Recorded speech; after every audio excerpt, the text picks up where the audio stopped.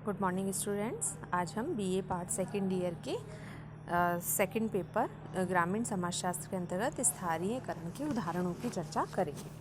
तो स्थानीयकरण का उदाहरण, स्थानीयकरण जैसा मैंने आपको बताया था, जब एक विस्तृत क्षेत्र की परंपरा एक सीमित क्षेत्र में प्रभावित होती है, सीमित क्षेत्र में प्रचलित होती है, तो उसके वास्तविक जो कंटेंट थे वो बदल जाते हैं। वास्तविक जो उसके विश्वास थे, उसकी जो कस्टम्स है वो बदल जाते हैं और उसका वास्तविक स्वरूप बदलकर एक स्मॉल स्वरूप में वो चेंज हो जाती है। एक क्षेत्र विशेष की सीमाओं तक वो चेंज हो जाती है, तो उसे हम स्थानीयकरण कहते हैं। स्थानीयकरण में सबसे पहले अगर मैं स्थानीयकरण के उदाहरण दूँ तो इसका उदाहरण है गोवर्धन पूजा।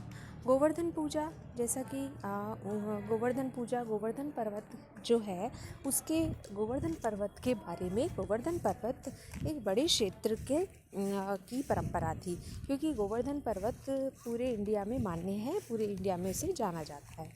अब वो एक बड़े क्षेत्र की परंपरा थी, लेकिन जब वो धीरे धीरे क्षेत्र विशेष तक पहुंची, स्थानीय क्षेत्र में पहुंची, तो उसका वास्तविक रूप चेंज हो गया और वो गोवर्धन से बन गया गोवर्धन, अर्थात गोबर से भगवान बनाकर उनकी पूजा करना।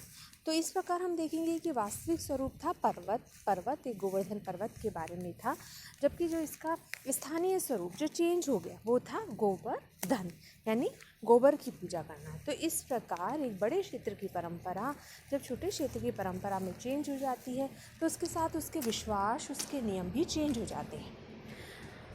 ये अलीगढ़ जिले के किशनगढ़ी गांव में जिस प्रकार गोवर्धन पूजा की जाती है, उससे संबंधित एक कथा भगवत पुराण से ली गई है। यह कथा हिंदू परंपरा की बृहद परंपरा का एक अंग है। कथा इस प्रकार है कि कृष्ण ने गोवर्धन पर्वत के साथ खेलते कहा कि सभी इंद्र की पूजा करने के स्थान पर गोवर्धन पर्वत की पूजा किया करें, क्योंकि इंद्र का स्थान काफ़ी दूर है।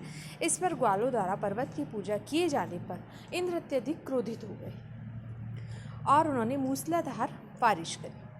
कृष्ण ने गोवर्धन पर्वत को अपने हाथों में उठा लिया, जिससे समस्त ब्रजवासियों की रक्षा हुई। उस समय से मथुरा जिले में स्थित गोवर्धन पर्वत को पवित्र मानकर हर वर्ष इसकी पूजा की जाती है। अब कालांतर में यदि मैं बात करूं तो कालांतर में गोवर्धन पूजा की कथा में अनेक कर्मकांड व स्थानीय विश्वास आए, जिनकी भागवत पुराण में व्यथित कथा से उनका संबंध रहा है। इसका संकीर्ण स्वरूप रहा कि गोवर्धन का अर्थ गोवर्धन बन गया। गोवर्धन का क्या अर्थ बन गया? गोवर्धन, यानी इसका जो वास्तविक स्वरूप था वो चेंज हो गया और वह गोवर्धन बन गया। और बृहद परंपरा की स्थानीय तत्वों की गति स्थानीय परंपरा की ओर आई और बाद में इसका मूल स्वरूप परिवर्तन गोवर्धन हो गया और स्थानीय परंपरा का अंग बन गया। तो यह प्रक्रिया स्थानीयकरण कहलाएगी। उसी प्रकार एक नौरता पूजा भी होती है, जैसा मेकियम मैरियट ने स्थानीयकरण की परंपरा का दूसरा उदाहरण उन्होंने बताया था, दूसरा उदाहरण भगवत पुराण से ली गई कथा का दिया। नौरता या नवरात्रि का त्यौहार संपूर्ण भारत में मनाया जाता है, जिसमें दुर्गा, अम्बा, काली आदि को 9 दिन तक पूजा जाता है। यह बृहद परंपरा से जुड़ा हुआ पर्व है। मेकी मेरियट ने किशनगढ़ी क्षेत्र का अध्ययन करा और कहा कि वहाँ की दुर्गा पूजा के समय एक देवी नौरता की भी पूजा की जाती है, जिसकी किसी भी धर्म ग्रंथ में वर्णन नहीं है। ग्रामीण स्त्रियां 9 दिन तक प्रातः व साय इस देवी की पूजा करती है और 9वें दिन इस पूरी मूर्ति को पथवारी, वह स्थान जहाँ देवी देवता स्थित होते हैं, यह ग्राम की पश्चिमी सीमा पर स्थापित की जाती है, के पास रख देते हैं।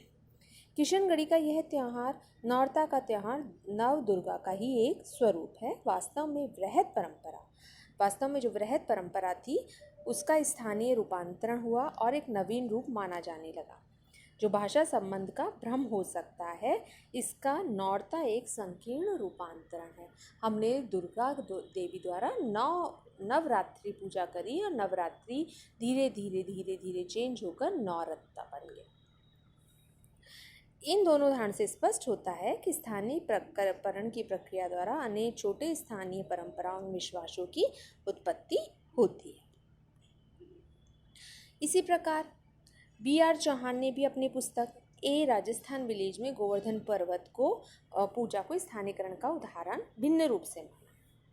इन्होंने बताया कि सार्वभौमिकरण स्थानीयकरण की अवधारणाएं एक श्रेणी से दूसरी श्रेणी में रूपांतरण का पता लगाने में उस सीमा तक सहायक हो सकती है जहां तक श्रेणियां पहचानने योग्य हो। इन अवधारणाओं के द्वारा श्रेणियों के अंतर्गत त्योहारों के उत्थान पतन की व्यवस्था भी की जाती है। तो इस प्रकार इससे स्पष्ट होता है कि सार्वभौमिकरण व स्थानीयकरण की अवधारणाएं बृहत व लघु परंपराओं के मध्य पाए जाने वाली संपर्क अथवा अंतःक्रिया की व्याख्या में एक आवश्यक जो है वो सीन हो सकता है। इसी प्रकार इससे स्पष्ट होता है कि गोवर्धन की मिल्टन सिंगर ने भी बृहत परंपरा व लघु परंपरा के बीच होने वाले आदान प्रदान से पर्याप्त प्रभावित थे। ठीक है, इन्होंने भी जो थे संस्कृति, गीत, नृत्य, पूजा, उपदेश, त्योहार, इन सभी भारतीय संस्कृतों का इनको प्रमुख अंग माना गया। ठीक है, इसी प्रकार अब हम बात करते हैं सार्वभौमिकरण स्थानीयकरण में अंतर की। तो सार्वभौमिकरण की प्रक्रिया के अंतर्गत लघु परंपराएं अपवर्ड मूवमेंट करती है, यानी ऊर्ध्वगामी मूवमेंट करती हैं और बृहत परंपरा में परिवर्तित हो जाती है, जबकि बृहत परंपरा की जो परंपराएं होती है वो उनका स्थानीयकरण होता है, यानी डाउनवर्ड वो मूवमेंट करती है और एक लघु परंपरा में वो बदल जाती है। तो स्थानीयकरण की प्रक्रिया का प्रभाव क्षेत्र विस्तृत होता है, जबकि सार्वभौमिकरण का प्रभाव क्षेत्र विस्तृत होता है, जबकि स्थानीयकरण का प्रभाव क्षेत्र संकीर्ण। इसी प्रकार जो सार्वभौमिकरण की प्रक्रियाएं होती हैं उसके अंतर्गत स्थानीय विश्वास व कर्म कांडों के ये विस्तार के विरोधी होती है, क्योंकि